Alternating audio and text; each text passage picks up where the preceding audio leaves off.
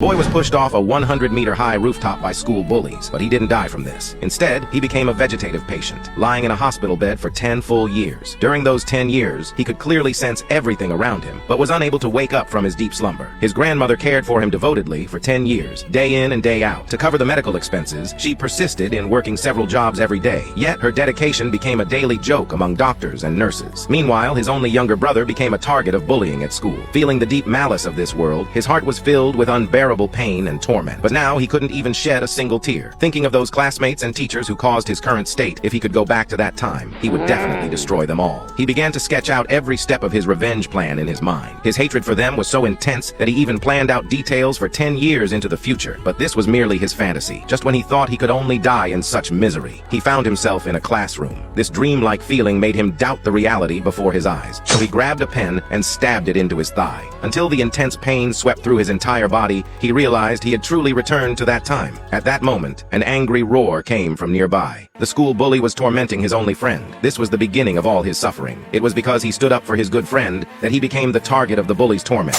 ultimately falling into that endless hell. However, this time, he still stood up without hesitation. Before the bully could react, a fist violently struck his face. At this moment, Kim Hyun-sung had waited for a full 10 years. While the bully was stunned, Kim Hyun-sung grabbed his blonde hair and smashed it against the desk. Then countless punches rained down on his